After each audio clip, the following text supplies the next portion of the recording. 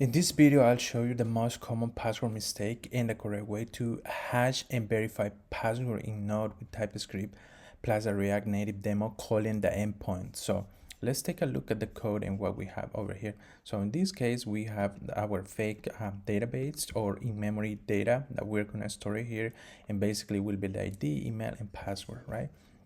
So in this case, we are using bcrypt to encrypt our password, right?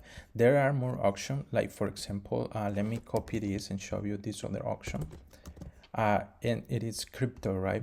A lot of devs think I am hashing, so I'm safe, but SHA-256 is designed to be fast. Fast is bad for password because attacker can brute force millions of hashes per second using GPUs. Password hashing should be expensive. That's why we are using bcrypt. The password, we use a password hashing algorithm like bcrypt or Argon 2. These are slow on purpose and automatically handle salting. So let's take a look here at these two lines, right? This one, which is basically the salt, this is the key line, and this is the other key line. We are hashing the password over here. We take the raw password that we get from the client and convert it into a hash using bcrypt. Bcrypt generates a unique salt and combines it into the hash. So salt rounds control how expensive hashing is. Higher is more secure, but uses more CPU. For this demo, 10 to 12 is okay, but in production will depend on performance, right? So notice that we store email and the hash password, never the raw password, right? Now, if the database leaks, attackers don't instantly get plain text password, right? And this is happening here, right? We push the ID and we're using the day and the email, the password, and the password, it's hash, right? And I add this console, so we'll see in the demo how the user looks after saving the data in this in-memory. Let's take a look at this code and the login code, and take a look at some of the way we compare the password, right? Or a way of comparing a password.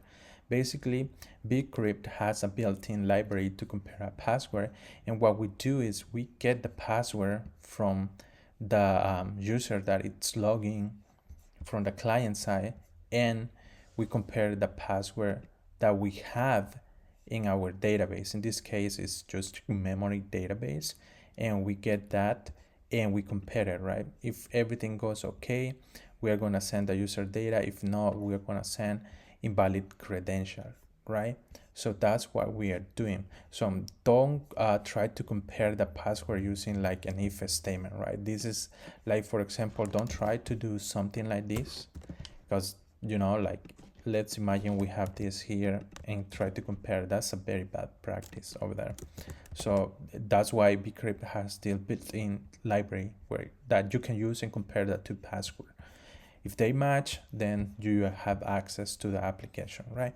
So that's basically the correct way to check if the password are equally, right?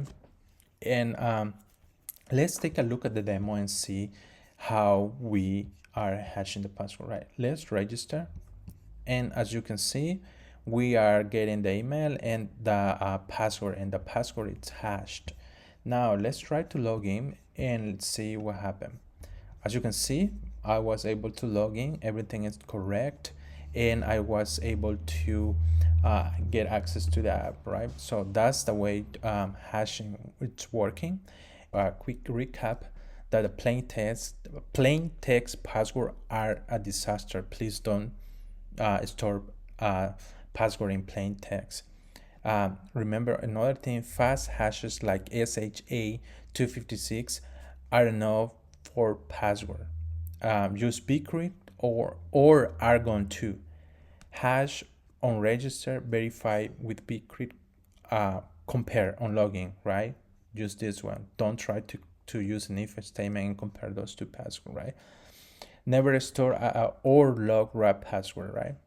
Thank you for watching. See you in the next one.